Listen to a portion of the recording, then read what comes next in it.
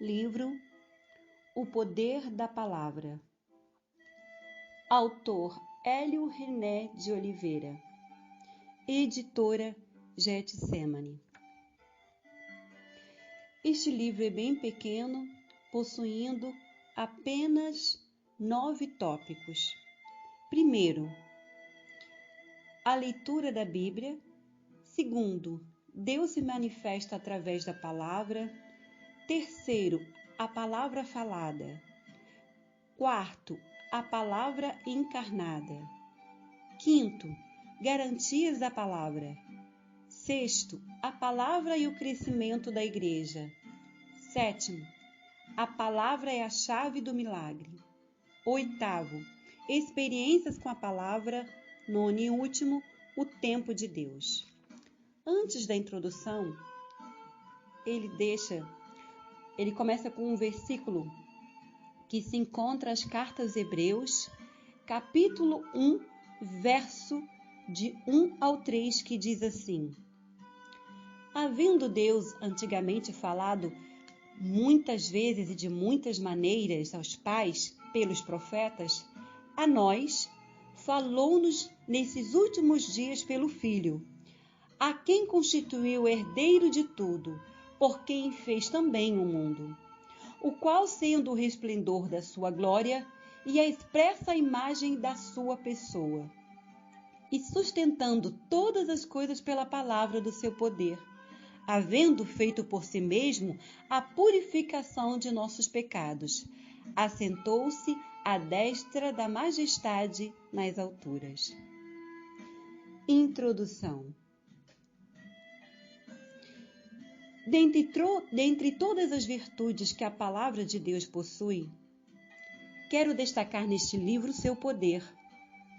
Já tenho comentado em outras ocasiões sobre o poder da oração, considerando-a como a segunda arma mais poderosa do universo, revelada através da Bíblia e colocada por Deus à disposição da Igreja.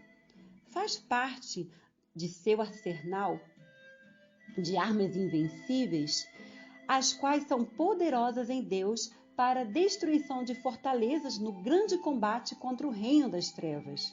Todavia, reconhecemos que a palavra de Deus ocupa o primeiro lugar no rol das armas espirituais, em função de seu poder tridimensional, o poder criativo, o poder preservativo e o poder recuperativo. Primeiro tópico: a leitura da Bíblia. A Bíblia é um meio que Deus escolheu para comunicar ao homem o plano único de salvação, com o fim de recuperá-lo de sua queda no ato da tentação. Sua leitura é um modo mais seguro de entendermos a maneira como poderemos nos libertar das consequências eternas de nossos pecados e sermos outra vez aceitos na condição de filhos diante do Criador. Na revelação de um plano de salvação, a Bíblia se resume em 2 temas.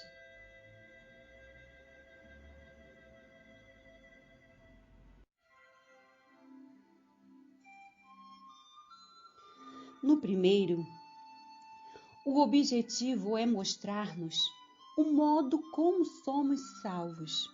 E no segundo, como os salvos devem viver uma vida de comunhão com o Criador.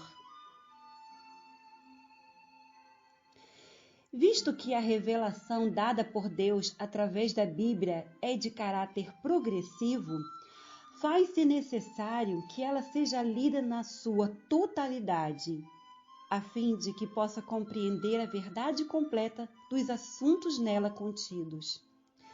São 2 as categorias da leitura da Bíblia: devocional e analítica.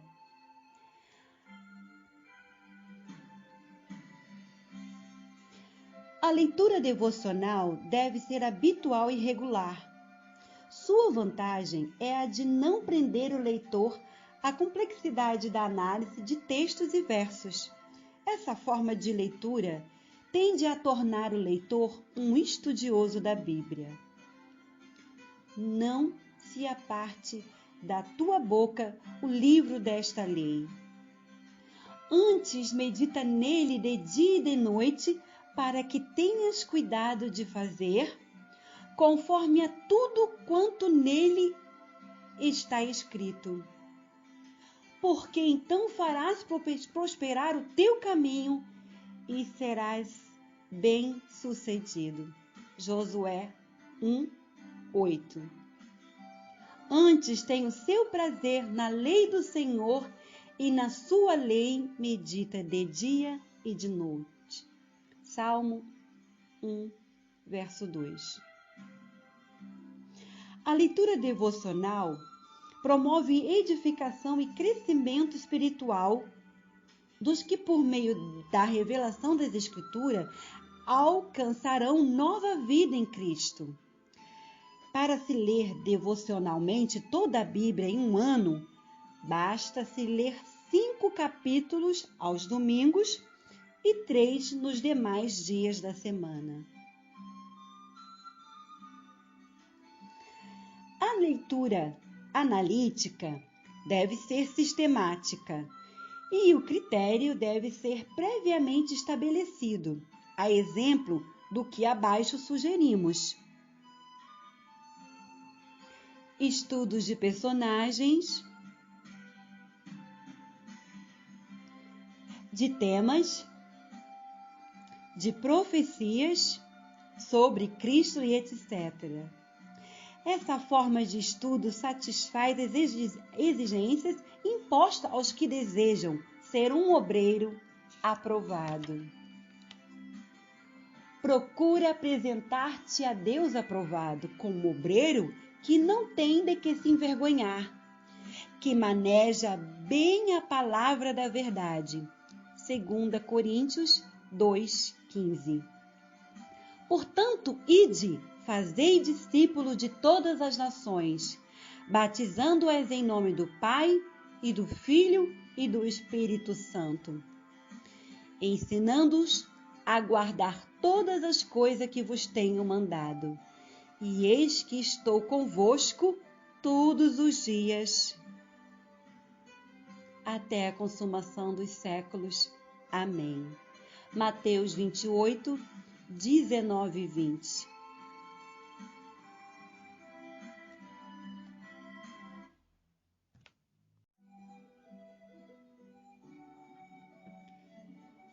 Na leitura do Antigo Testamento, tomaremos conhecimento da promessa de um Salvador e, de modo figurativo, sobre todo o critério divino no trato da questão da salvação e a maneira pela qual todo o projeto de redenção seria efetuado. Ainda no Antigo Testamento, através da história da humanidade, no decurso de 2000 anos entre Adão e Abraão, entenderemos os descaminhos tendenciosos dos homens e sua persistência em contrariar toda a tentativa divina de restaurá-los à sua origem de santidade.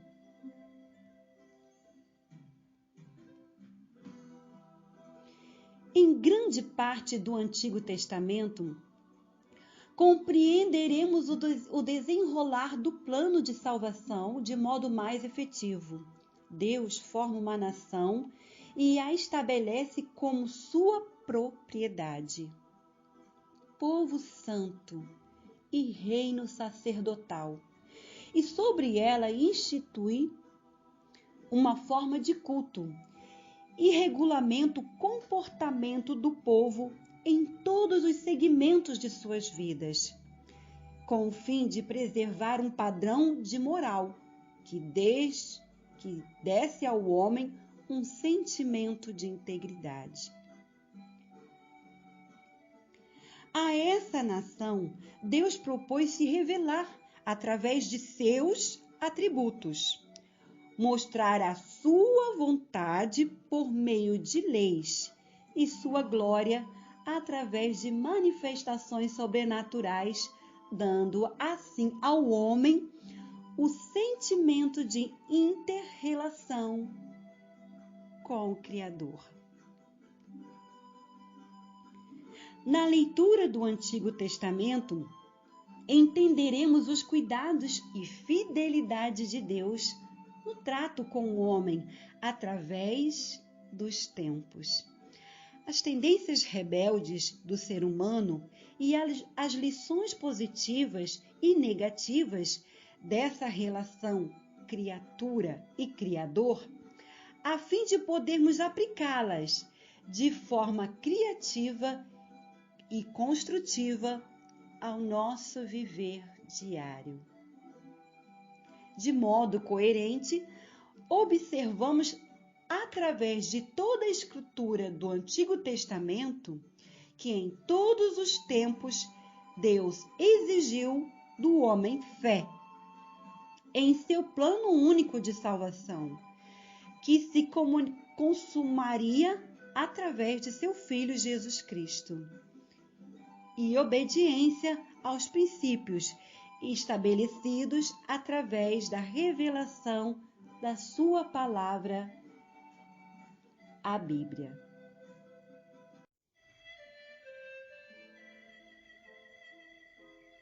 Sua recomendação ao leitor da Bíblia é que toda a Escritura é divinamente inspirada e proveitosa para ensinar, para redarguir, para corrigir e para instruir em justiça, para que o homem de Deus seja perfeito e perfeitamente instruído para toda a boa obra.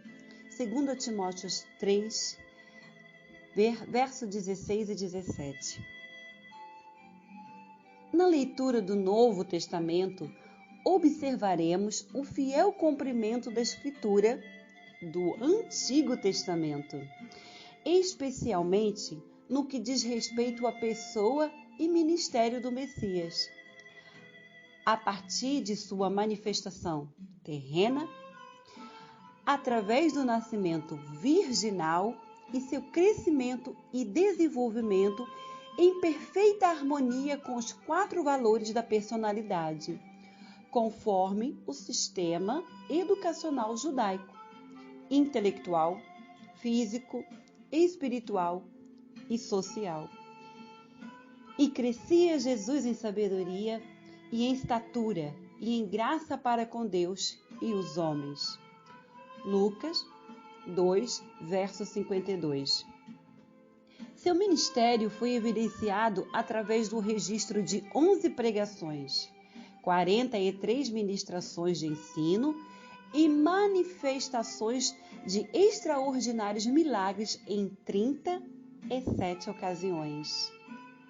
Além da grande comissão na qual designou os seus discípulos para que pregasse as boas novas a cada criatura, fazendo discípulos de todas as nações.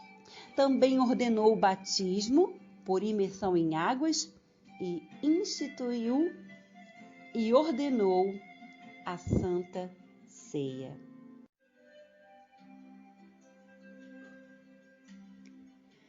Na leitura do Novo Testamento, nos informaremos sobre a instituição oficial da Igreja e sua expansão em 6 sucessivas fases de desenvolvimento, conforme relato do livro de Atos dos Apóstolos. O Evangelho pregado em Jerusalém, na Palestina e Samaria, em Antioquia, através da Ásia Menor, através da Europa e em Roma. Na leitura do Novo Testamento, tomaremos conhecimento de todo o sistema doutrinário da Igreja, que consta de 21 epístolas, nas quais estão implícitas as prescrições que compreendem princípios normativos, os quais devem ser observados universalmente pela Igreja de Nosso Senhor Jesus Cristo.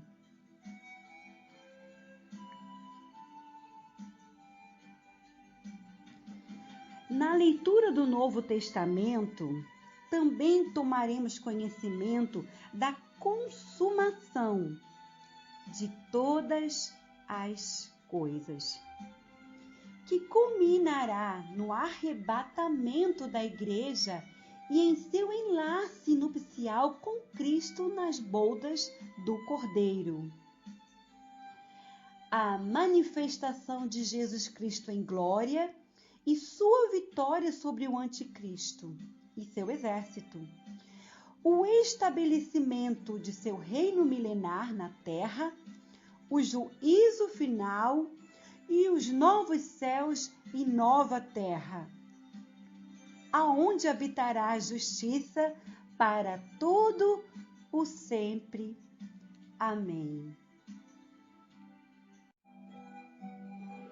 A Bíblia é um conjunto de 66 pequenos livros, considerado como a palavra de Deus, escrita.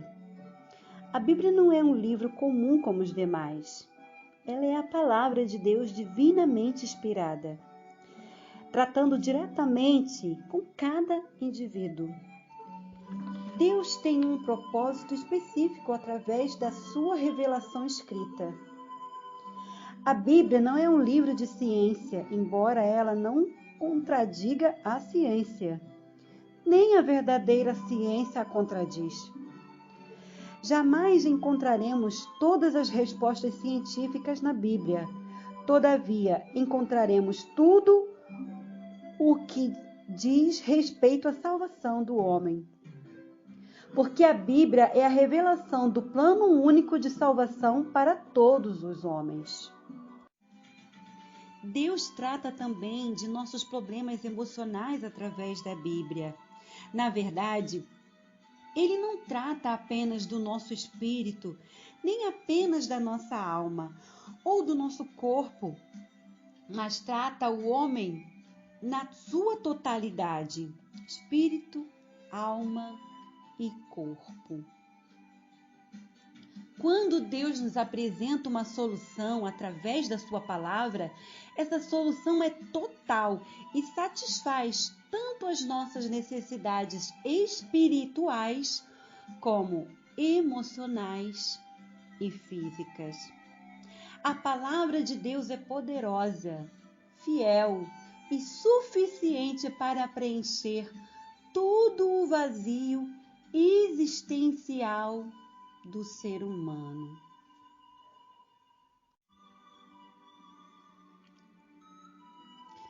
Cada um de nós dispõe de meios naturais, recursos profissionais e potencial intelectual para buscar solução para os problemas comuns da vida.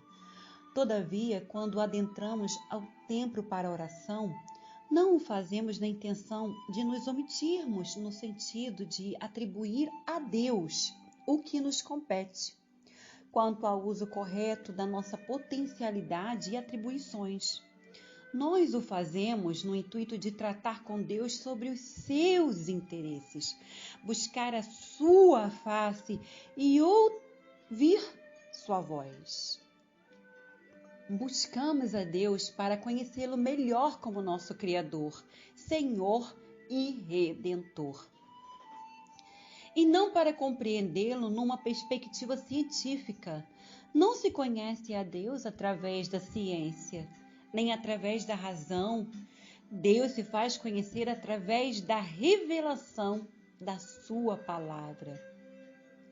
A casa de Deus é o lugar onde a sua presença se manifesta, onde Ele nos fala através da sua palavra e onde novas experiências nos são acrescentadas, quando buscamos e o servimos de todo o coração. Se almejamos a Deus, se almejamos que Deus nos fale de maneira reveladora e orientadora, devemos reavaliar as nossas considerações para com a sua palavra que temos nas mãos, fazendo convergir exclusivamente para ela a nossa expectativa, fé e esperança. Quando ministramos a palavra de Deus, contamos com o auxílio do Espírito Santo, que é o intérprete da Escritura. A Bíblia não é um livro de mero sentido teórico, de exclusivo conteúdo histórico ou propósito filosófico. Ela é o livro dos livros. Por isso, dependemos do Espírito Santo para nos fazer entender o seu verdadeiro sentido e também para aplicar as suas verdades à nossa vida, a fim de que possamos experimentar mudanças profundas, necessárias e definitivas. Somente o Espírito Santo tem legitimidade para tal operação através da palavra de Deus.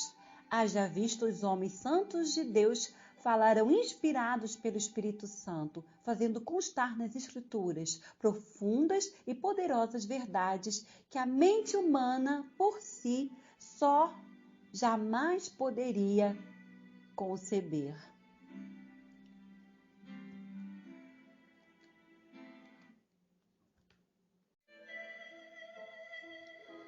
Segundo tópico: Deus se manifesta através da palavra. A palavra é o meio que Deus escolheu para se manifestar aos homens, tornando conhecida tanto a sua existência como seu propósito para com as suas criaturas. Deus poderia se manifestar de diversas outras maneiras. O Salmo 19, do verso 1 ao 3 diz: Os céus manifestam a glória de Deus, e o firmamento anuncia a obra de suas mãos. Um dia faz declaração a outro dia, e a noite mostra sabedoria a outra noite. Sem linguagem, sem fala, ouve-se as suas vozes. Em Romanos 1, versos 19 e 20 diz: Portanto, o que de Deus se pode conhecer, nele se manifesta, porque Deus lhe manifestou.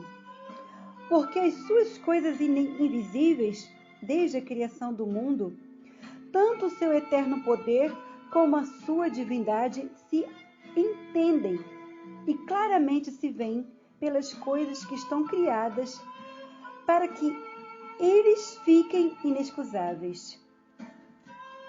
Terceiro tópico: a palavra falada. Deus não tem um meio único de se revelar ao homem. No texto acima, Deus se fez conhecer de forma objetiva ao homem, através de suas obras. Todavia, ele escolheu a palavra como um meio de se fazer conhecido de forma subjetiva pelo homem. A Bíblia revela duas formas de manifestação de Deus através da palavra. A primeira forma é a palavra falada. No Salmo 33, 6, encontramos a palavra falada pelo próprio Deus, como um meio de revelar a sua ação criadora. Assim diz: Pela palavra do Senhor foram feitos os céus, e todos os seus exércitos se formaram pelo Espírito da sua boca. Quarto tópico: a palavra encarnada. A segunda forma da manifestação de Deus através da palavra é a palavra encarnada.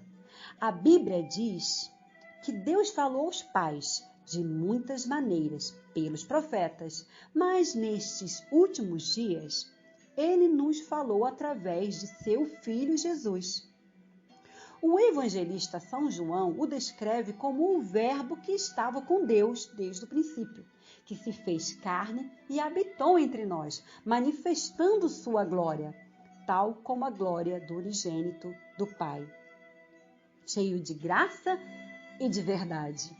São três as dimensões do poder da palavra encarnada: o poder criativo, o poder preservativo e o poder recuperativo. Hebreus 1. versículo 1 ao 3. O poder criativo e o poder preservativo se manifestam em relação a toda a criação de Deus, mas o poder recuperativo da palavra se manifesta diretamente no trato de Deus com o homem. O autor anônimo da carta aos Hebreus, referindo-se à pessoa de Jesus, a palavra encarnada, diz que Deus o constituiu como herdeiro de tudo, por quem fez também o mundo, o qual, sendo o resplendor da sua glória e a expressa imagem da sua pessoa, e sustentando todas as coisas pela palavra do seu poder, havendo feito por si mesmo a purificação dos nossos pecados, assentou-se à destra da majestade nas alturas. A palavra encarnada, em sua ação recuperativa, fez por si mesmo a purificação dos nossos pecados. Como esse objetivo recuperativo, essa palavra se manifestou para salvar e para curar e para libertar. Quinto tópico, garantias da palavra. O que Deus promete através da palavra como um meio de revelação ao homem. Deus promete os resultados de sua palavra quando diz: a minha palavra não voltará para mim vazia, antes, porém, cumprirá o propósito para o qual a tenho enviado.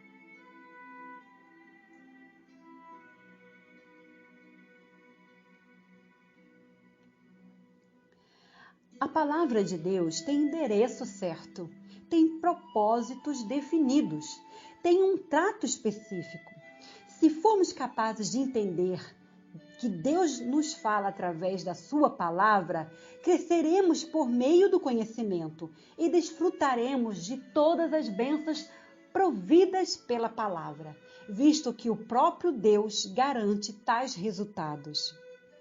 Se você tem consciência de uma necessidade específica em sua vida e se sente capaz de crer incondicionalmente na palavra de Deus, essa palavra será na prática uma fonte de provisão para suprimento de todas as áreas de necessidades da sua vida. Não é como o homem promete para não cumprir e fala sem propósitos específicos. Quando Deus fala, está falado. Aleluia. Glória a Deus. Faço questão de repetir. Deus não é como um homem que promete para não cumprir e fala sem propósitos específicos. Quando Deus fala, está falado. Jó disse no capítulo 42 de seu livro, no versículo 2, bem sei eu que tudo podes e que nenhum de seus pensamentos pode ser impedido. Os pensamentos antecedem as palavras e as ações. A palavra é o meio de expressarmos aquilo que pensamos e sentimos. Os pensamentos de Deus se manifestam através da palavra e se concretizam através de operações. E não há quem as possa impedir. Operando eu, quem impedirá? Isaías 43, 13. Glória a Deus. Jesus é a palavra encarnada por meio do qual Deus continua falando aos homens. Quanto aos resultados da ação dessa palavra, disse o profeta Isaías, no capítulo 53, verso 11. O trabalho da sua mão, da sua alma, ele verá e ficará satisfeito. Com o seu conhecimento, O meu servo, o justo, justificará muitos, porque as iniquidades deles levará sobre si. A historicidade e linguagem da Bíblia não desfavorecem o seu conteúdo divino. A palavra, tanto em seu conteúdo histórico ou em sua linguagem poética, é sobretudo a palavra poderosa de Deus. Toda a Escritura é divinamente inspirada e proveitosa para ensinar, para redarguir, para corrigir, para instruir em justiça, para que o homem de Deus seja perfeito e perfeitamente instruído para toda boa obra.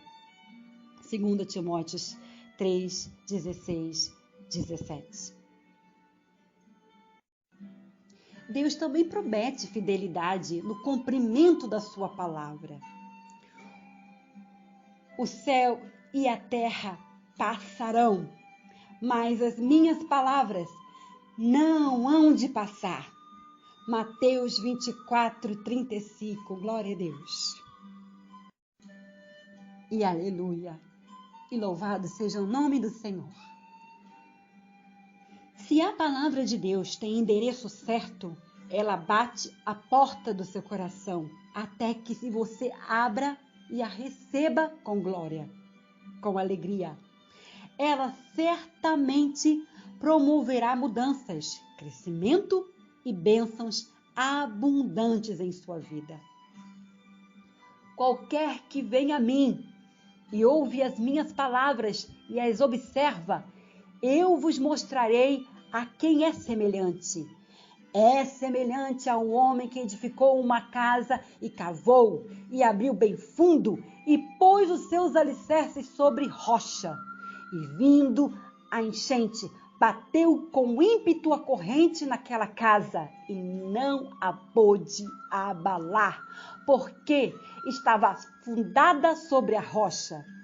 Mas o que ouve e não pratica é semelhante a um homem que edificou uma casa sobre a terra, sem alicerces, na qual bateu com ímpeto a corrente e logo caiu.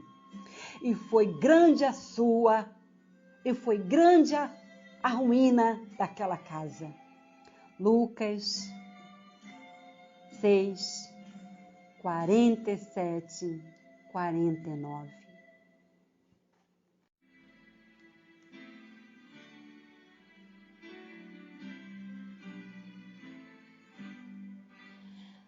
Tópico 6.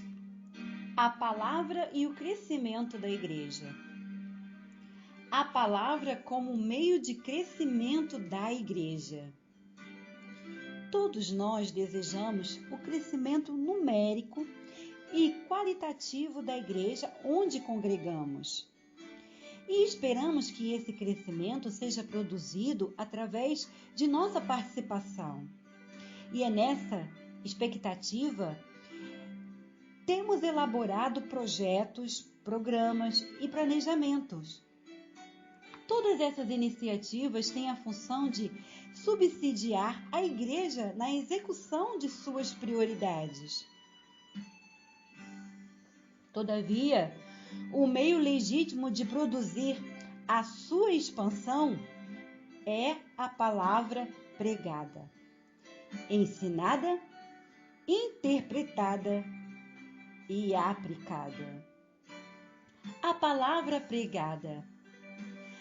Há uma distinta diferença entre pregação e ensino. Quando pregamos, simplificamos e dramatizamos determinada verdade da palavra de Deus, objetivando alcançar o coração dos ouvintes, tocando as suas emoções, na expectativa de uma resposta imediata, quer de aceitação ou de rejeição. O Evangelho registra Jesus pregando por 11 vezes. Para que se possa esperar o crescimento da igreja por meio da pregação da palavra de Deus, não é o suficiente darmos algum espaço para a palavra de Deus em nossas programações de culto. É, todavia, necessário que a palavra de Deus tenha prioridade nos programas que elaboramos para os nossos cultos a Deus. Além disso, é também necessário que a palavra de Deus seja pregada com inspiração e autoridade moral e espiritual. Fui convidado para pregar em uma igreja e aceitei de bom grado o convite. No dia marcado, lá estava eu, aguardando o momento da ministração da palavra.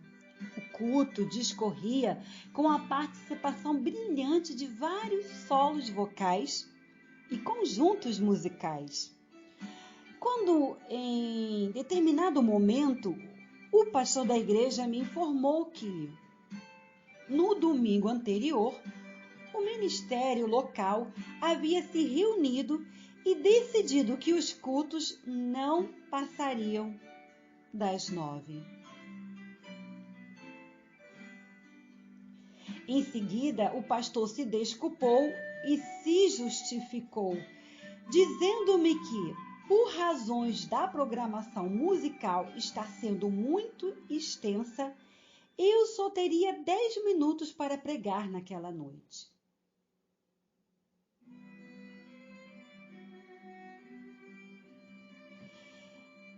Ele me entregaria o microfone às 8h45 e eu o devolveria às 8h55, porque os últimos 5 minutos seriam usados para as considerações finais e encerramento. Com grande esforço, consegui improvisadamente sintetizar a mensagem e rigorosamente lhe devolvi o microfone quando faltavam 5 minutos para as 9 horas. Esta não me pareceu a melhor maneira de ordenar as prioridades de um culto em conformidade com os padrões bíblicos. Não obstante a música ser imprescindível em nossos cultos, a pregação da palavra de Deus deve ter a prioridade quando almejamos a edificação dos crentes e a salvação dos pecadores.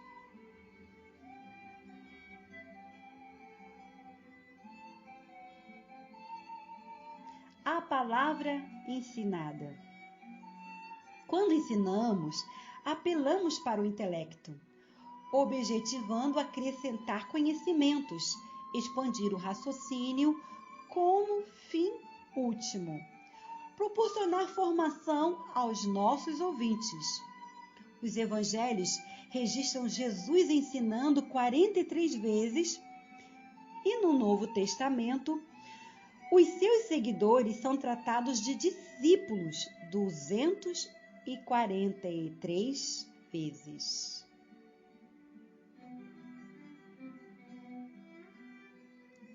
Jesus viu no ensino a oportunidade de desenvolver a personalidade, de formar o caráter de seus discípulos, a fim de que eles pudessem desempenhar de modo eficaz a tarefa que ele confiaria à sua igreja de propagar o evangelho em larga escala, fazendo discípulos de todas as nações.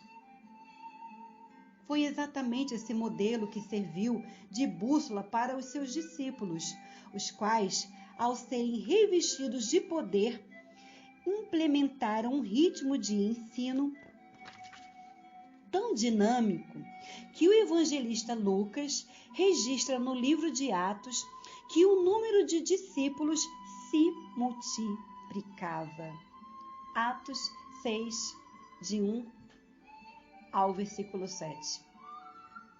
O exemplo deixado por Jesus ao enaltecer o magistério é seguido por seus discípulos, deve constituir-se num paradigma para a igreja da atualidade.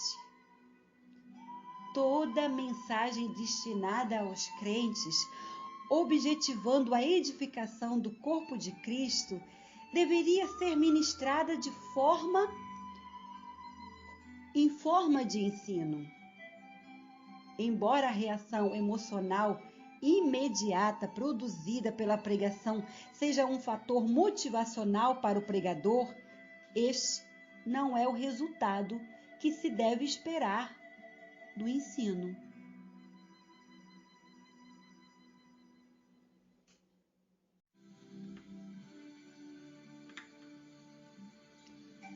No ensino, as verdades da palavra de Deus são apresentadas com maiores riquezas de detalhes, alcance mais profundo e reflexível, resultados formativos e duradouros.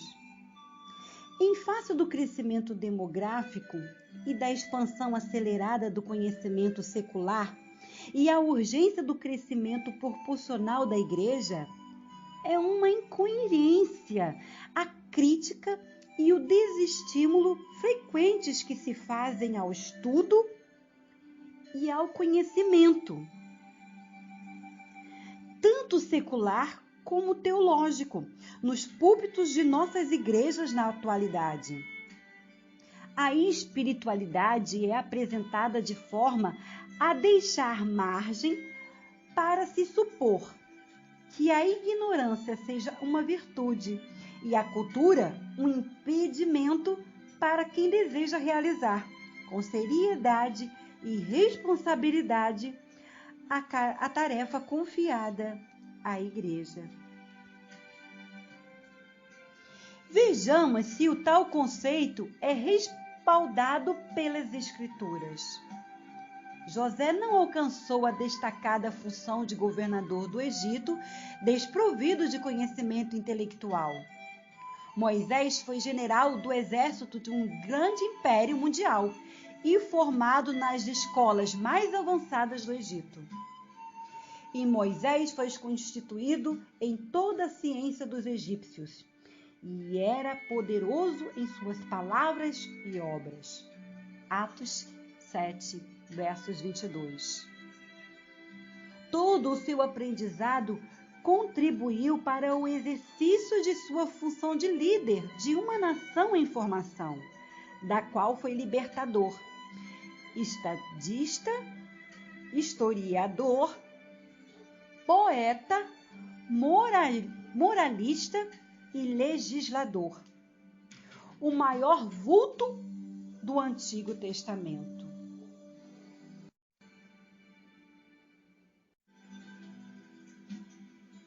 Concordo plenamente com a popular expressão que diz que os extremos devem ser evitados, mas discordo frontalmente de seu mero sentido teórico. Durante o período de minha formação teológica, tive um professor. Com frequência dizia: não saber não é pecado. Pecado é não querer aprender. Com essa frase, ele intentava dizer que negligenciar o potencial intelectual que Deus nos confiou para ser adequadamente desenvolvido, tornando-nos distintos dos animais irracionais, constitui-se numa falta grave. No início do meu ministério, assessorei um brilhante pastor na administração de uma instituição de educação cristã, que na sua modéstia e gentileza, com o objetivo de combater conceitos extremistas prevalecentes na época e motivar o aprendizado no contexto da comunidade cristã, costumava dizer: não devemos endeusar a cultura, nem tampouco prestar cultos à ignorância. Dentre os 5 dons ministeriais, pareceu bem ao Senhor da Igreja constituir mestres, querendo o aperfeiçoamento dos santos para a obra do ministério, para a edificação do corpo de Cristo. Para o crescimento quantitativo da Igreja, talvez seja suficiente a pregação, desde que a questão da salvação seja enfocada com maior frequência. Entretanto, para o crescimento qualitativo, o critério é o ensino. É incompreensível que Satanás não se importe com o crescimento numérico da igreja, mas com certeza ele fará de tudo o que estiver ao seu alcance para impedir o crescimento qualitativo. Procurará influenciar os próprios crentes a conceituarem de forma conveniente e até a desprestigiarem os meios estabelecidos pelo próprio Deus. Como garantia do sucesso pleno da igreja no cumprimento de sua tarefa na edificação do corpo de Cristo. A maior ênfase dada por Jesus na grande comissão foi fazer discípulos de todas as nações. O diabo sabe que muitos crentes nem sequer desconfiam que a última maneira de cumprir esta tarefa é esmerando-se no estudo sistemático das Escrituras e investindo maior tempo em sua aplicação. Por mais de 25 anos, tenho ensinado as Escrituras e ao longo desses anos tenho observado que a cada dia que passa, o espaço para o ensino diminui em nossas igrejas, enquanto cresce o desestímulo do povo para o seu aprendizado.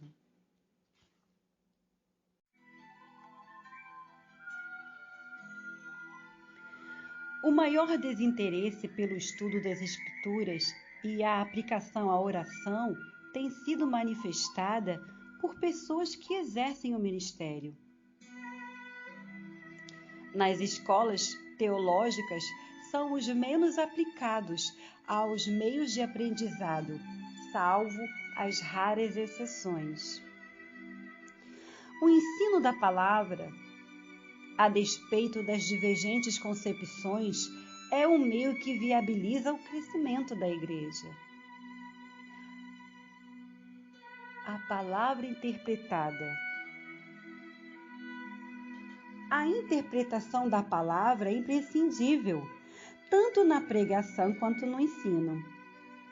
A palavra de Deus não é o que pretendemos que seja, e sim que absolutamente o é, em seu sentido interpretativo. É, portanto, necessário entendermos o seu sentido proposto ou pretendido pelo autor, quer seja divino ou humano. A igreja cresce também pela palavra interpretada. Não é o bastante lermos a Bíblia analítica ou devocionalmente, nem pregá-la convenientemente ou alegoricamente. Deus está comprometido, não com a interpretação pessoal que damos à sua palavra, mas com o sentido original proposto por Ele. E o que acrescentamos ou omitimos é a nossa responsabilidade.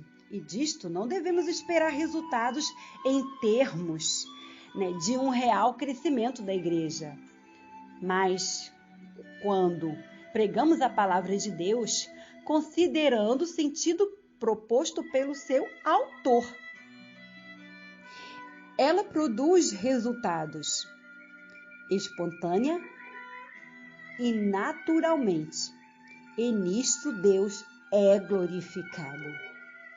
Não há nenhuma promessa na Bíblia que garanta a bênção de Deus aos nossos ouvintes através de nossa pregação, Por mais que sejamos fervorosos, eloquentes e conhecedores das Escrituras, se o conteúdo de nossas pregações não corresponder à autêntica proclamação da palavra de Deus.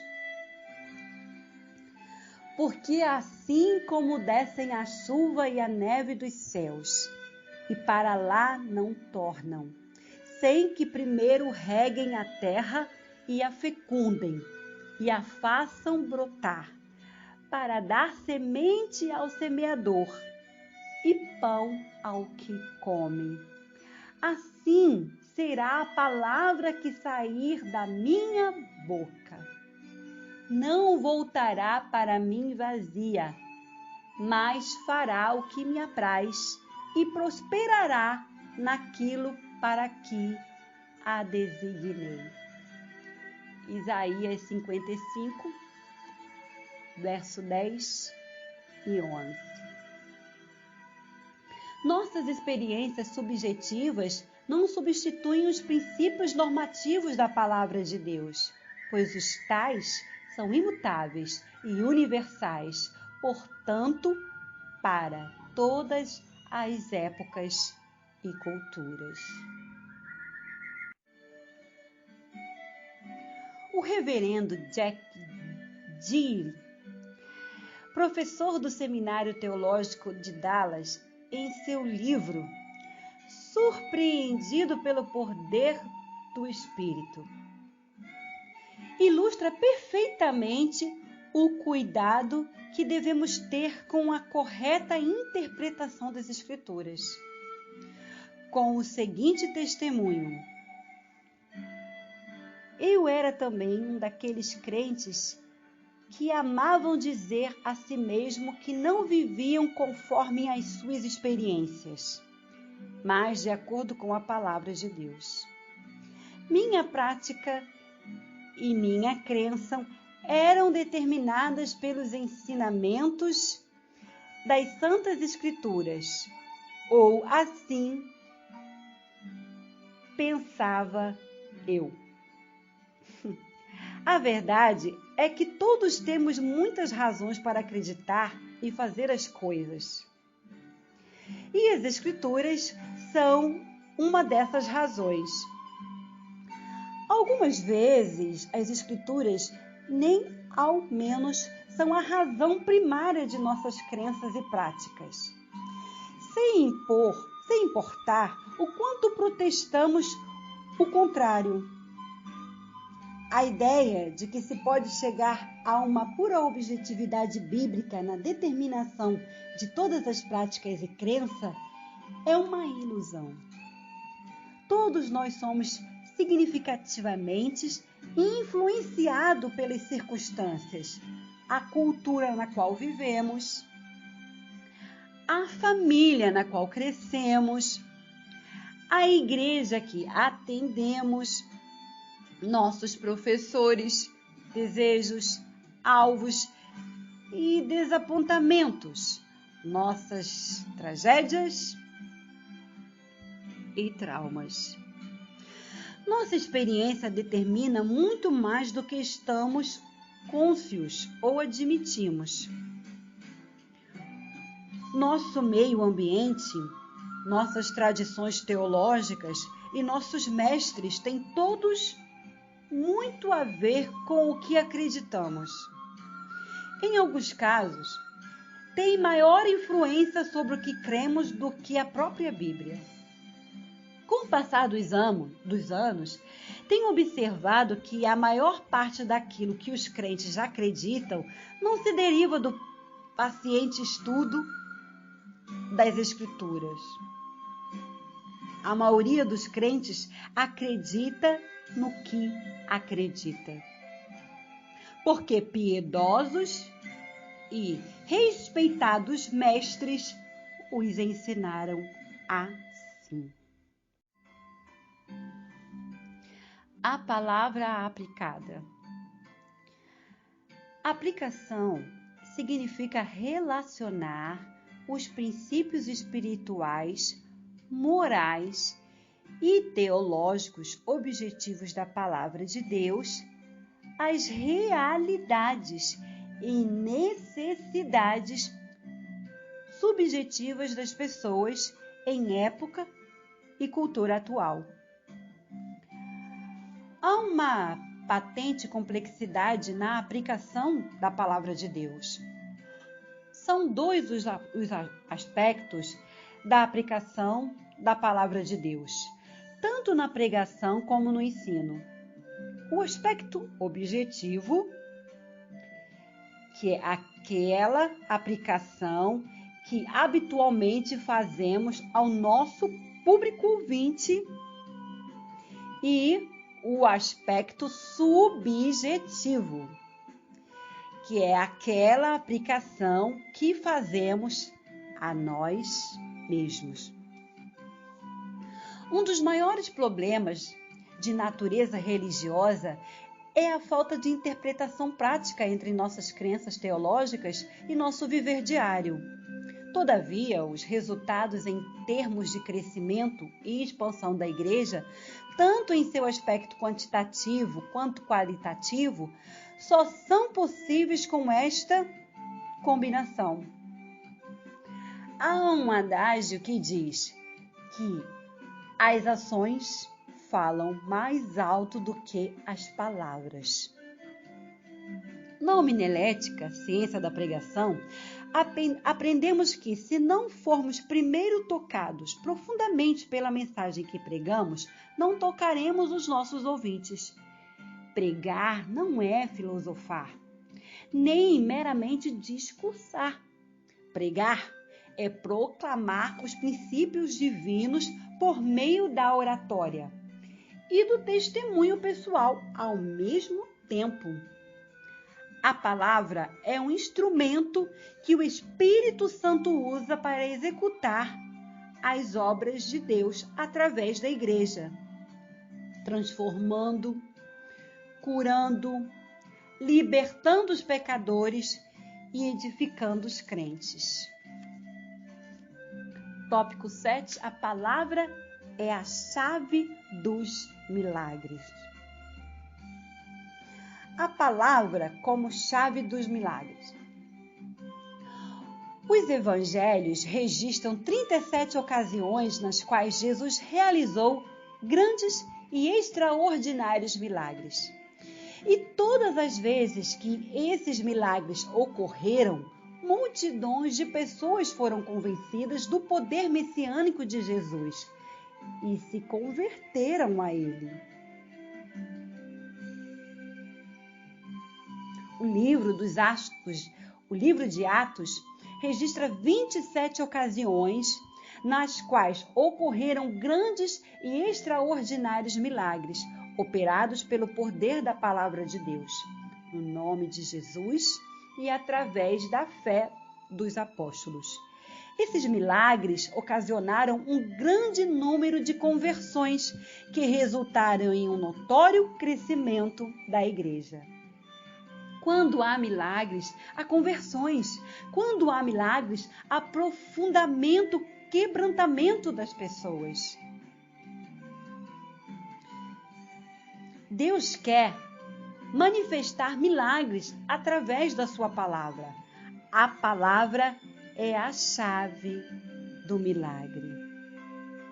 Embora admitamos que os milagres ocorram através do exercício da fé, a fé vem pelo ouvir e o ouvir da palavra de Deus.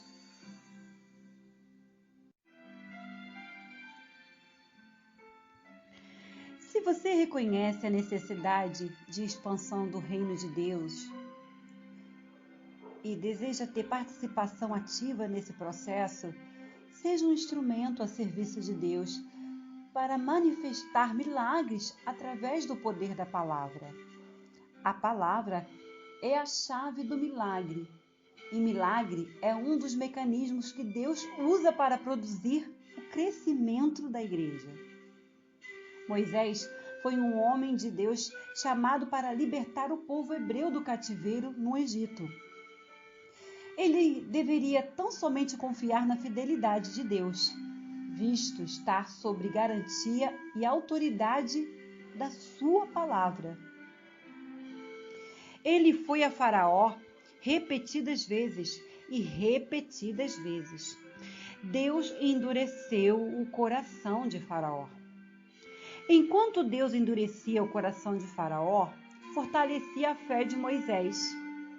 O endurecimento do coração de Faraó não frustrou a fé de Moisés, nem frustrou as suas esperanças, porque a sua confiança estava firmada somente sobre a palavra de Deus. Todavia, Moisés chegou diante de um dos maiores desafios em sua trajetória, quando, ao conduzir o povo hebreu rumo à terra de Canaã, deparou-se com o Mar Vermelho à sua frente. Enormes e terríveis montanhas aos seus lados, e na sua retaguarda o enfurecido Faraó, com os cavalos e os carros e seus cavalheiros e seu exército. Aquela situação foi de reconhecido temor para Moisés. Então ele se voltou para Deus e clamou: Senhor, que farei? Deus respondeu com outra pergunta a Moisés: Por que clamas a mim? Dize aos filhos de Israel que marchem. E tu, levanta tua vara e estende a tua mão sobre o mar e fende-o, para que os filhos de Israel passem pelo meio do mar em seco. Êxodo, capítulo 14, verso 15 e 16. Moisés feriu o mar e o milagre aconteceu. O segredo do milagre não foi a vara que estava na mão de Moisés, e sim a sua fé e obediência à palavra de Deus. Com esse exemplo, aprendemos que não são as nossas experiências, ou os nossos talentos, ou os recursos pessoais em meios naturais que viabilizam o milagre. Entretanto, Deus pode utilizar-se desses meios se agirmos sob a autoridade da sua palavra.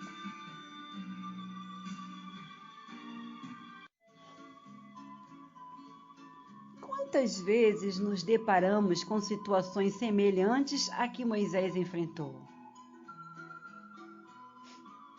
Depois de havermos vencido muitas batalhas, efetuado grandes conquistas e superado provações diversas, nos deparamos com grandes desafios à nossa frente.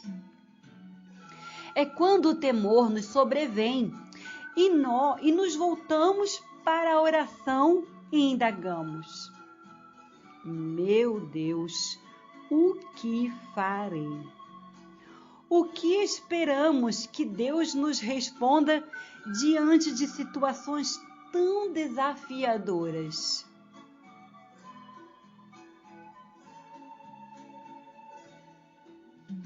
A palavra de um Deus imutável não será outra, senão a que disse a Moisés: Por que clamas a mim? Diga ao povo que marche, que vá em frente. O que seríamos capazes de responder para Deus? Mas Deus, de que maneira? E o Senhor nos perguntaria: O que tem nas mãos? Certamente responderíamos: apenas uma Bíblia com 66 livros. E Deus finalmente nos diria o mesmo que disse para Moisés: Fira o mar com esta palavra. Esta palavra é o meio que eu tenho usado através de séculos e milênios para fazer o que me apraz.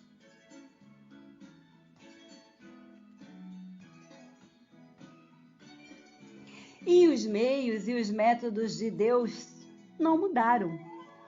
Os nossos métodos se tornam obsoletos a cada dia. Mas os métodos de Deus não mudam. Deus, desde o princípio, usou a sua palavra para executar seus propósitos. E não será outro o elemento que ele usará para nos fazer triunfar em meio às adversidades. Na tentação, no deserto, Jesus venceu o diabo pelo poder da palavra de Deus. Esta é a palavra que temos nas mãos. Recordemos por um momento as promessas que Deus nos tem feito, desde quando nos convertemos ao seu Filho Jesus Cristo. Não importa se já tenha passado muitos anos ou poucos dias. Se foi o Deus do céu que nos prometeu, renovemos as nossas esperanças, porque o que prometeu é também fiel para cumprir.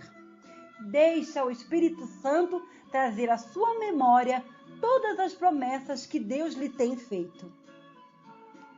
Essas promessas serão o meio que Deus usará para preservar a sua fé em meio às adversidades.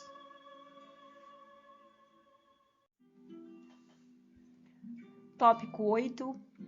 Experiências com a palavra.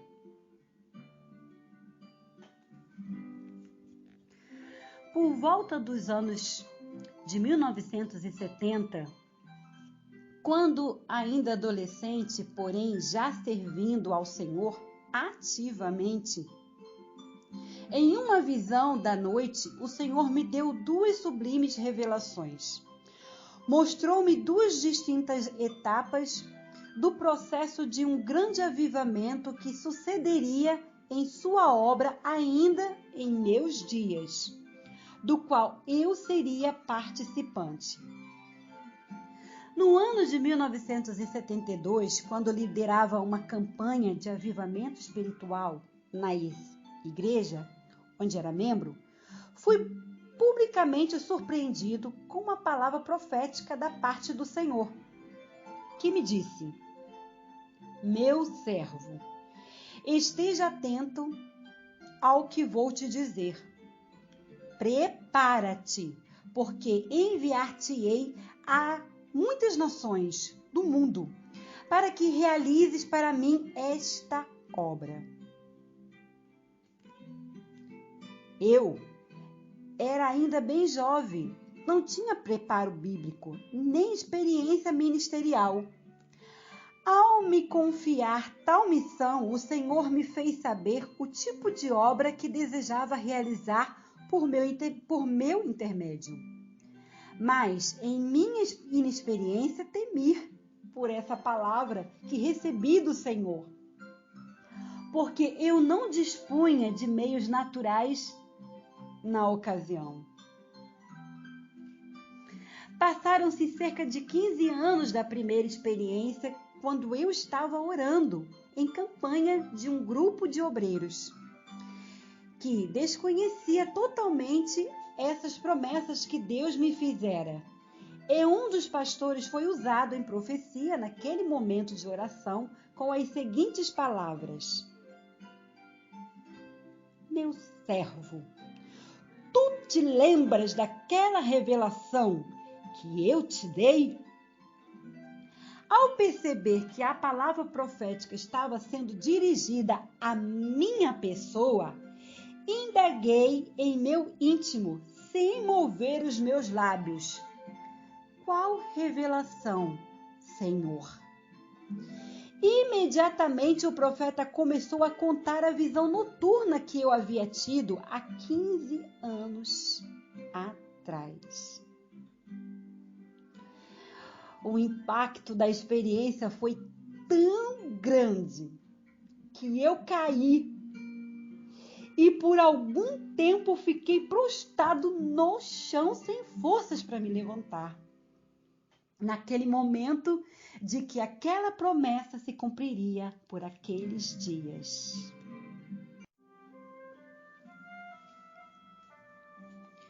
Passaram-se pelo menos mais 11 anos, quando em um momento muito decisivo de meu ministério, fui pregar em companhia de minha família, em uma pequena igreja no interior do estado do Rio de Janeiro. No término do culto, Deus usou um jovem com revelações e profecias, e estas foram as principais palavras que o Senhor me disse por seu intermédio. Meu servo, todos os meus planos estão de pé contigo. Enviar-te-ei a muitas nações do mundo, como te tenho dito. Porque sou Deus que prometo e cumpro aquilo que prometo. Na ocasião, foi-me dada uma relação de nações e me foram designadas várias tarefas que eu deveria desenvolver através do ministério. E finalmente o Senhor me disse: prepara-te, porque te levarei aos Estados Unidos da América. Na ocasião, eu não tinha nenhum plano, nenhum desejo de mudar-me para os Estados Unidos. Minha esposa e filhos estavam em minha companhia nessa ocasião e ouviram tudo o que me fora dito pelo Senhor. Porém, não dispunhamos de condições financeiras para uma mudança imediata. Então, fiz várias provas com Deus para me certificar que cada iniciativa e etapa neste processo de mudança teriam a sua aprovação. A primeira prova que fiz com Deus foi que Ele nos desse todos os cinco vistos da família. E em uma única tentativa, todos nos foram concedidos pelo consulado americano. Na segunda prova, pedi que nos desse os meios financeiros. Deus proveu de tal maneira que dessa provisão vivemos nos últimos 4 meses que estivemos no Brasil, antes de nossa viagem. Pagamos as despesas dos passaportes e dos vistos. Compramos as malas e roupas para a viagem. Compramos as passagens e ainda viajamos com uma reserva de $5.700. Na terceira prova, pedi a Deus que ao adentrar no território americano, nos fosse dado os passaportes, o prazo de 6 meses de estadia como turistas. Para o prazo que eu julgava necessário para tomar alguma providência de legalização. Foi exatamente este prazo que o Serviço de Imigração carimbou em nossos passaportes. A quarta prova que fiz foi que Deus não nos deixasse ficar ilegais no país. Esta era uma situação humanamente complicada, porque nós não estávamos nos Estados Unidos a convite de nenhum pastor, nem comprometidos com nenhuma igreja ou ministério. Eu estava vindo com toda a família para uma terra desconhecida e uma língua desconhecida, exclusivamente confiado na ordem que Deus me havia dado. Nós precisávamos ser recebidos e hospedados por uma família brasileira por alguns dias. Um irmão em Cristo que havia estado nos Estados Unidos ligou para um pastor em Miami, Flórida, recomendando-me e pedindo que nos recebesse em sua casa.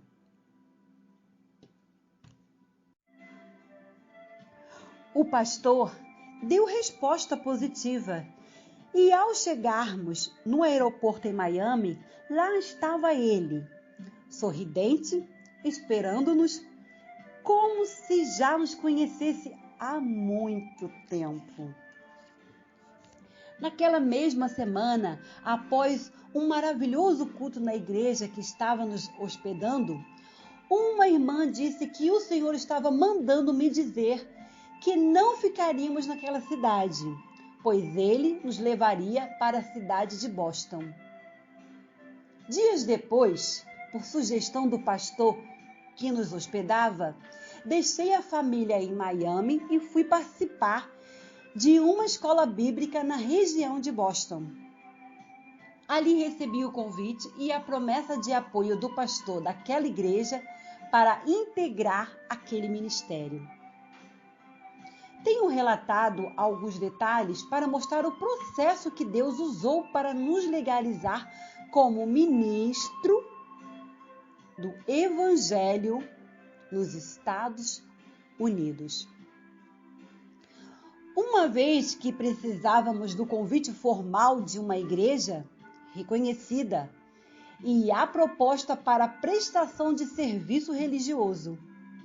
Uma vez tendo uma proposta de trabalho, providenciamos os documentos. Colocamos em um envelope e enviamos para um advogado que havíamos contratado na Flórida. E fiz a quinta prova com Deus.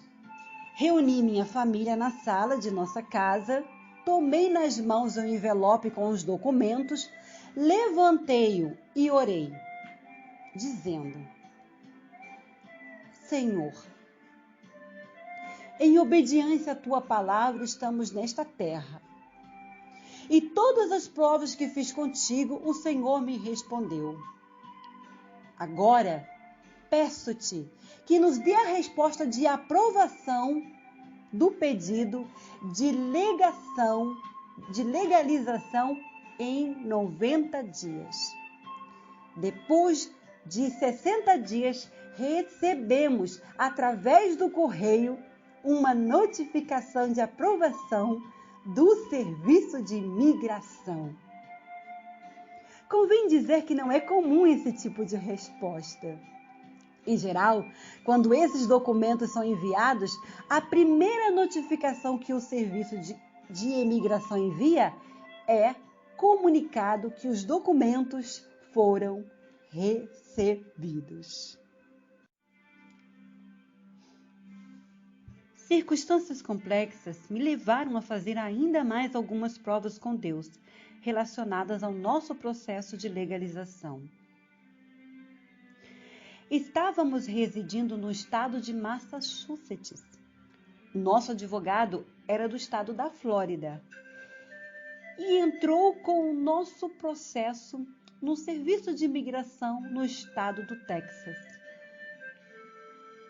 Faltavam 2 etapas para a conclusão do processo de mudança de status de turista para residente. Ao sermos convocados, teríamos que comparecer ao serviço de imigração na Flórida para registrar as impressões digitais dos 10 dedos de cada um dos membros da família. E seria uma viagem dispendiosa, tanto de carro como de avião, do norte até o sul do país. Então, pedi a Deus que providenciasse um meio para não termos que ir à Flórida. De posse da carta de convocação, orei mais uma vez com a família. E um mês antes da data marcada, nos apresentamos no serviço de imigração da cidade de Boston, Massachusetts, onde residimos. E quando lá chegamos, fomos imediatamente atendidos sem nenhum questionamento. O que era para fazermos na Flórida? Foi feito naquele mesmo dia, sem nenhuma burocracia. Deus estava nos dando mais uma vez o sinal verde. Aproximava-se um momento decisivo para recebermos o carimbo provisório de mudança de status nos passaportes. fui informado que estávamos sujeitos a um sorteio, através do qual seria definido se seríamos convocados para uma entrevista no serviço de imigração ou se receberíamos a aprovação final sem entrevista. A entrevista era uma etapa indesejada do processo. Portanto, recorri mais uma vez ao Senhor. Pedi que nos desse os green cards sem passarmos pela entrevista e sem termos de ir ao serviço de imigração na Flórida. Passou o tempo previsto pelo advogado para a nossa última convocação e ficamos apreensivos com o atraso. Naqueles dias houve um intenso movimento de avivamento espiritual na igreja que congregávamos.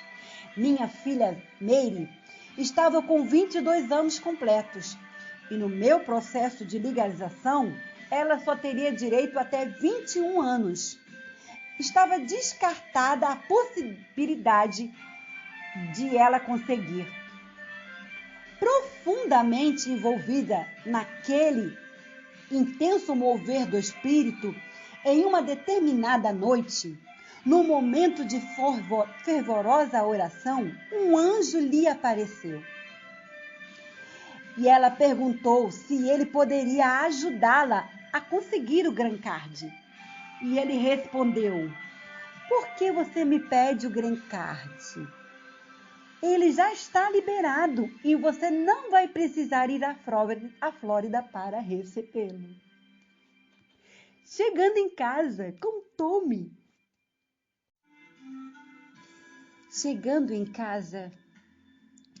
Contou-me a experiência que tivera e pediu no dia seguinte que eu ligasse para o advogado. Logo raciocinei e falei: se o seu green card está liberado, o meu também está. Pois você está incluída no meu processo e se você não vai à Flórida para recebê-lo, eu também não vou. Foi fácil entender que a bênção havia chegado para toda a família num só pacote. No dia seguinte, liguei para o advogado e, segundo ele, eu já deveria ter sido convocado. Todavia, ele não tinha recebido nenhuma notificação do serviço de imigração, nem tinha nenhuma nova informação para nos dar. Confiado na palavra do Senhor, pedi a um pastor amigo que domina bem o inglês para ligar diretamente para o serviço de imigração no Texas. Dei-lhe os números dos processos para a identificação e assim ele procedeu. O serviço de imigração informou por meios eletrônicos que todos os 5 green cards estavam há 10 meses liberados e estávamos dispensados da entrevista. Pegamos os transportes, pegamos os passaportes, oramos e nos apresentamos ao serviço de imigração em Boston, Massachusetts, sem a carta de notificação.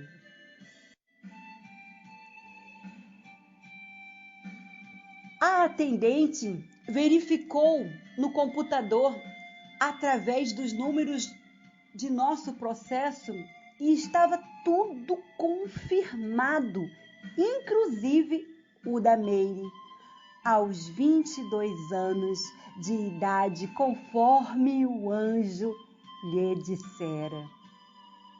Nossos passaportes, no mesmo instante, foram carimbados provisoriamente, já com os números dos green cards, que seriam enviados a nós através do correio, num período de 2 meses a 2 anos.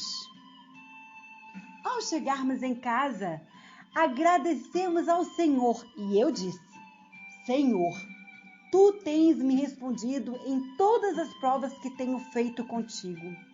Responda-me mais uma vez. Dê-nos os green cards em casa em 60 dias. Ao completar 35 dias, no fim da tarde, minha esposa, Oneise, observou a ponta de um envelope branco atravessado por baixo da porta da sala. E ao abrir, lá estavam, para a glória de Deus, os 5 green cards.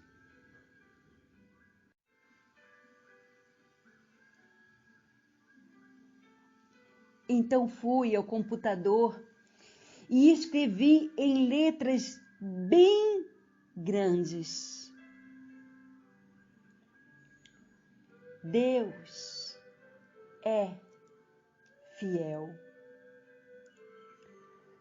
Deus é fiel. Deus é fiel. E preguei nas paredes de todos os cômodos da casa aquela inscrição, para que minha família sempre pudesse se lembrar da aliança que Deus fez conosco.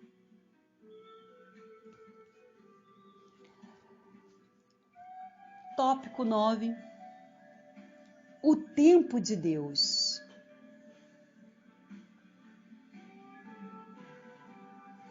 No dia 30 de outubro de 2003, depois de estarmos por 4 anos e 3 meses nos Estados Unidos, o pastor Robert Kayanja, procedente da Uganda, no continente africano, estava pela primeira vez visitando a igreja onde congregamos, nos Estados Unidos. Ao perceber a unção de Deus que envolvia enquanto pregava, fiz a seguinte oração: Senhor Deus, usa este pastor especificamente para mim, diante de toda a congregação. Ele concluiu a pregação, ministrou sobre o povo e depois se aproximou dos obreiros e, com os olhos fitos nos meus olhos, apontou em minha direção e me chamou ao centro do púlpito. Em seguida, chamou outros obreiros que ficaram em minha retaguarda. Dirigindo-se aos que foram chamados, disse: em 90 dias sua igreja vai crescer. Em seguida, diante de todo o povo, conforme eu havia pedido na oração, disse-me: tudo pelo que você tem orado por tantos anos vai acontecer em questão de dias.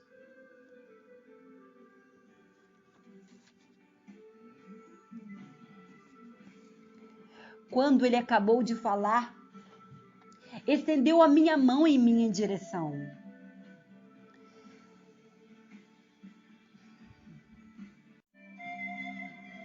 Quando ele acabou de falar, estendeu a mão em minha direção e, sem que me tocasse, uma forte onda de poder, com o impacto de um forte vento, bateu literalmente em meu peito e eu caí, como que desmaiado. E ali estive por alguns instantes.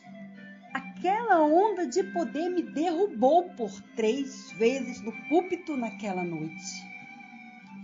Até então, eu não havia planejado nenhuma viagem para fora do país.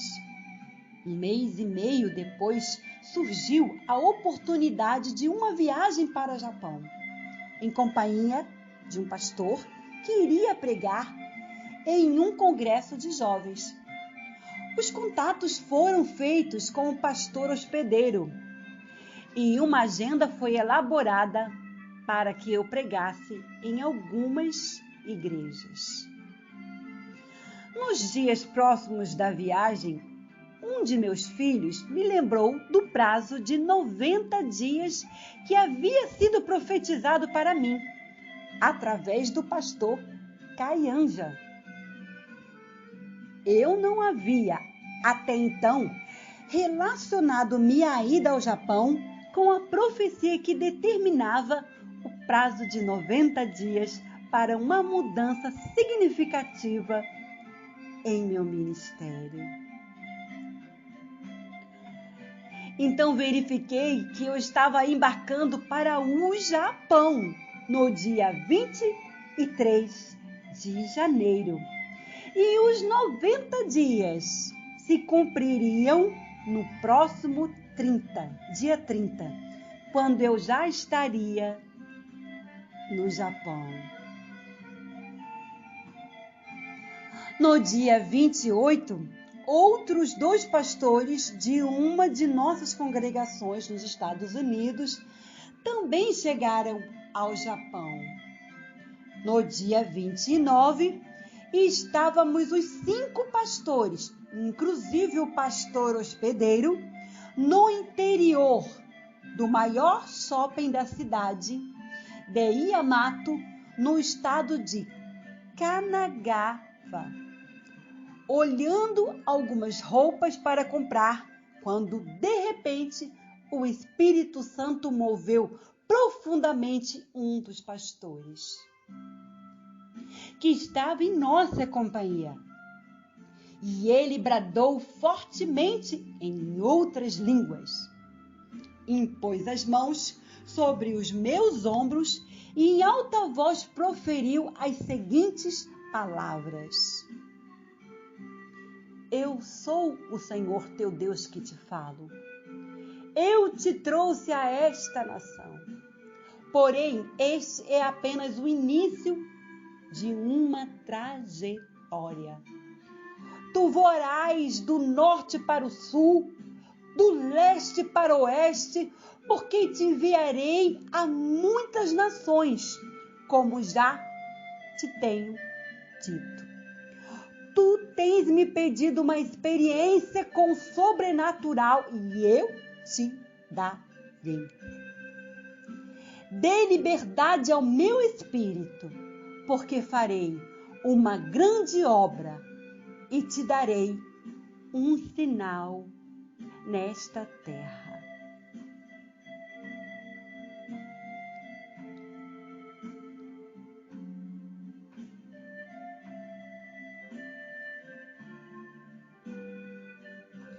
Na cultura do Japão, as pessoas são muito éticas na maneira de se comunicar.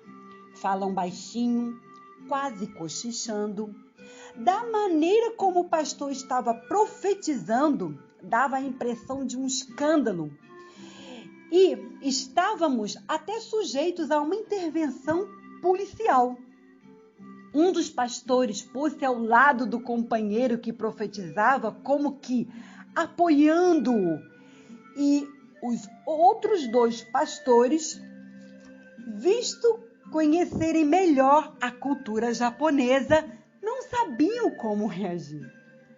Surpreendidos com a ousadia do profeta, alguns funcionários daquela grande loja deixaram seus postos de trabalho, deslocando-se para os corredores para verem o que estava acontecendo. Quando o pastor acabou de profetizar, eu disse: O Senhor falou, está falado. Fizemos o que tínhamos de fazer naquela loja e seguimos os nossos afazeres, sem nenhum comentário sobre o ocorrido. Entendi que Deus agiu daquela maneira para marcar historicamente aquele momento, a fim de que eu nunca me esquecesse de que Ele é o Deus que tem a palavra de autoridade.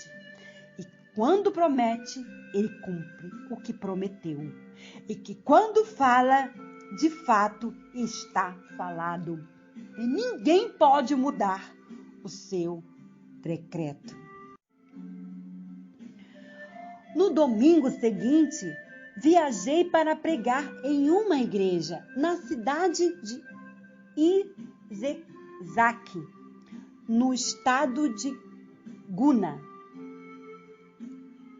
Durante o culto à noite, me veio à memória o que Deus me havia prometido há 30 anos atrás e confirmado no shopping. Dirigindo-me à congregação com grande inspiração, e disse: eu estou aqui, debaixo da autoridade da palavra e da promessa de Deus, e vou ministrar sobre a sua vida, nesta autoridade. Estendi as mãos para o céu e disse: Senhor Deus, coloque brasas de fogo em minhas mãos agora e me dê uma unção fresca para ministrar sobre o teu povo.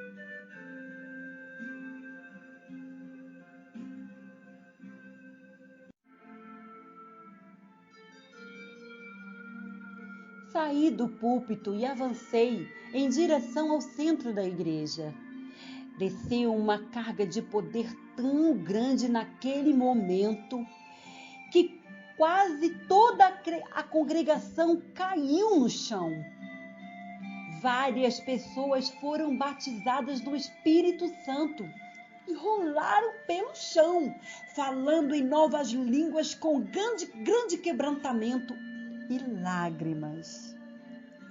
30 anos haviam se passado desde que o Senhor me falara pela primeira vez.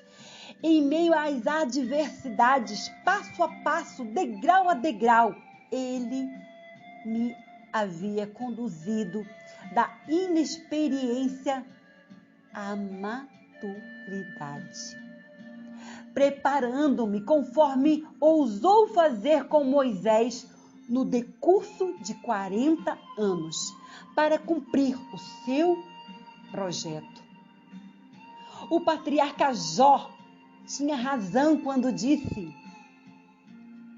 bem sei que tudo podes e que nenhum de meus pensamentos pode ser impedido.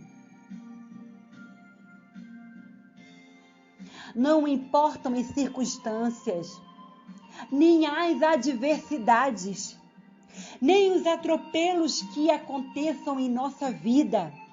Se Deus falou, está falado. O céu e a terra passarão, mas as minhas palavras não hão de passar. Mateus 24, 35.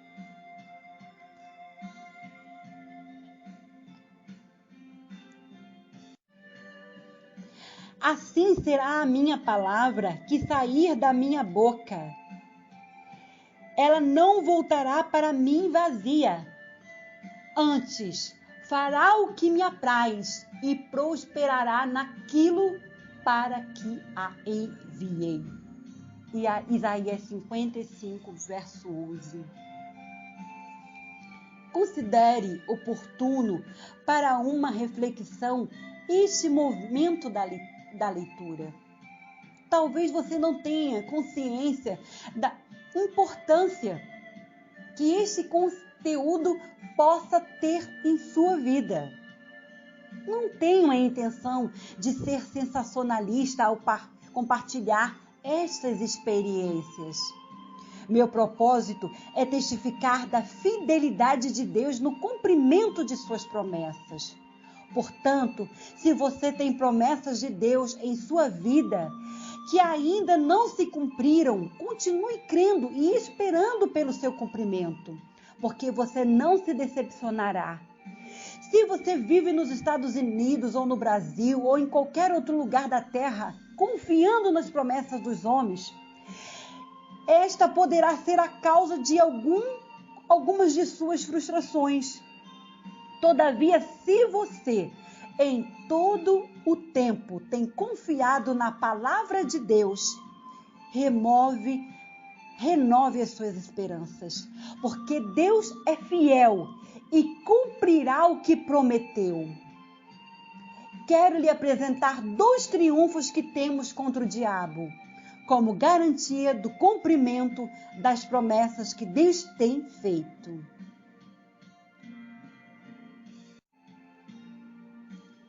O primeiro é a nossa fé na palavra de Deus. O diabo não pode ir contra a nossa fé, porque a Bíblia nos assegura que a vitória que vence o mundo é a nossa fé. O segundo triunfo é a própria palavra de Deus empenhada profeticamente. A Bíblia diz que Deus vela pela sua palavra para fazê-la cumprir.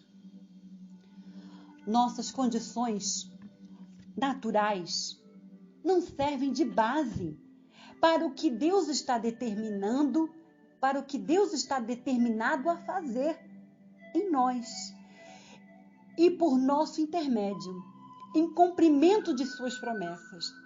A base do que Deus fará é a nossa própria palavra. O grande desafio do momento é desviar a nossa atenção das preocupações e abrir mão de concepções e conceitos que possam inviabilizar o exercício de uma fé genuína na palavra de Deus. O primeiro passo para uma retomada de posição em busca de experiências novas e mais profundas é refletir e lembrar das promessas de Deus. Lembre-se de que não temos que provar nada para os homens e nem dar satisfações ao diabo. Nosso compromisso, acima de tudo, é com Deus. E Ele é o Deus que fala, o Deus que cumpre, o Deus que revela, o Deus que realiza grandes obras, o Deus que pode todas as coisas, o Deus que tem muito mais do que pedimos ou pensamos. Ele é absoluto em todas as coisas. Ao descobrirmos promessas pendentes, no segundo passo é professar nossa fé nessas promessas.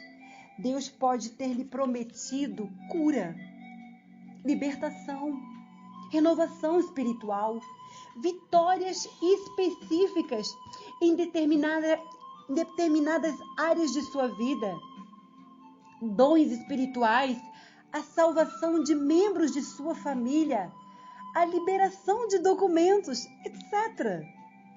Eu não sei o que Deus lhe prometeu especificadamente, mas o que Ele prometeu, segundo testifico acima, Ele foi fiel em cumprir. Enquanto eu esperava pelo cumprimento das promessas, Ele, de tempos em tempos, renovava as minhas esperanças, lembrando-me do que me dissera. Finalmente, o tempo de Deus chegou para mim e chegará também para você. Lembre-se de que a palavra de Deus é a sua referência. Ela vai conduzi-lo passo a passo, através da fé, ao palco de grandes realizações. Deus quer nos dar um tratamento de filho e herdeiro das coisas celestiais e eternas, e também de bênçãos temporais abundantes. Em nome de Jesus, receba. Tudo tem o seu tempo determinado. E há tempo para todo propósito debaixo do céu. Eclesiastes 3, versos 1. A Deus seja a glória.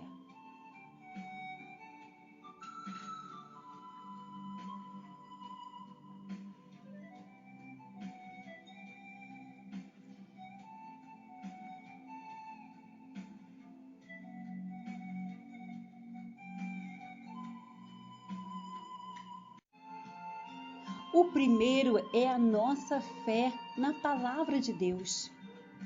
O diabo não pode ir contra a nossa fé, porque a Bíblia nos assegura que a vitória que vence o mundo é a nossa fé. O segundo triunfo é a própria palavra de Deus empenhada profeticamente. A Bíblia diz que Deus vela pela sua palavra para fazê-la cumprir. Nossas condições naturais não servem de base para o que o Senhor está determinado a fazer em nós e por nosso intermédio, em cumprimento de suas promessas. A base do que Deus fará é a sua própria palavra. O grande desafio do momento é desviar a nossa atenção das preocupações e abrir mão de concepções e conceitos que possam inviabilizar o exercício de uma fé genuína na palavra de Deus.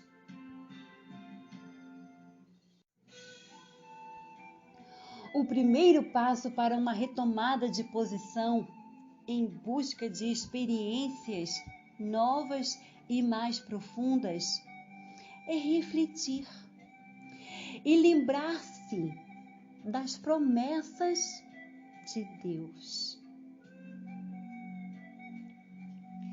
Lembre-se de que não temos que provar nada para os homens e nem dar satisfações ao diabo. Nosso compromisso, acima de tudo, é com Deus.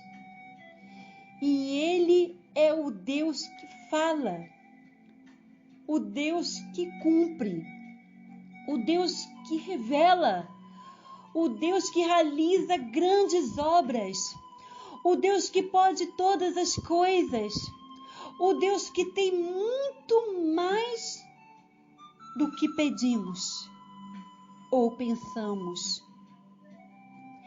Ele é absoluto em todas as coisas. Ao descobrirmos promessas pendentes, o segundo passo é professar nossa fé nessas promessas. Deus pode ter lhe prometido cura, libertação, renovação espiritual, vitórias específicas em determinadas áreas de sua vida, dons espirituais, a salvação de membros de sua família, a libertação de documentos e etc. Eu não sei o que Deus lhe prometeu especificamente, mas o que Ele prometeu, segundo testifico acima, Ele é fiel em cumprir. Enquanto eu esperava pelo cumprimento das promessas, Ele, de tempos em tempos, renovava as minhas esperanças, lembrando-me do que me dissera. Finalmente, o tempo de Deus chegou para mim e chegará também para você. Lembre-se de que a palavra de Deus é a sua referência.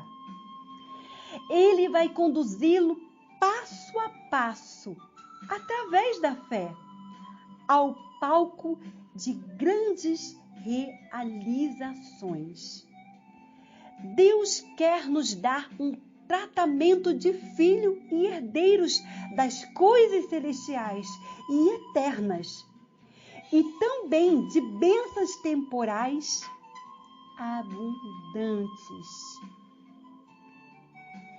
Em nome de Jesus, receba. Tudo tem o seu tempo determinado e há tempo para todo o propósito debaixo do céu. Eclesiastes, capítulo 3, versos 1. A Deus seja a glória.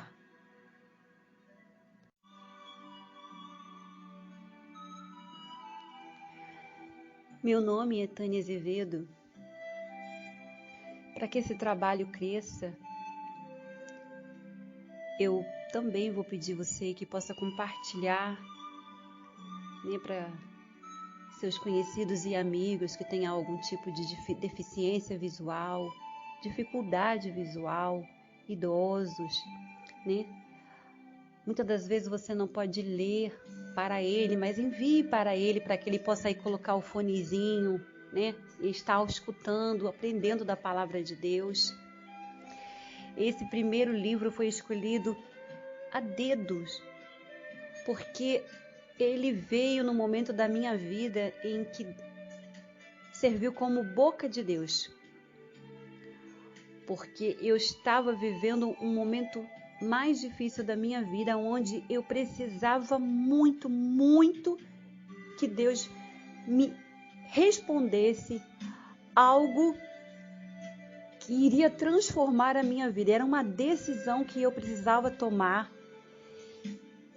E o Espírito Santo de Deus, num shopping do Rio de Janeiro, São João de Meriti, permitiu que o irmão Dionis de Souza Pereira, que é o dono desse livro, O Poder da Palavra, o deixasse na mesa. Quando eu sentei para me alimentar, pensei que era um encarte, ele estava debaixo de um encarte de alguma das lojas e ele ficou embaixo.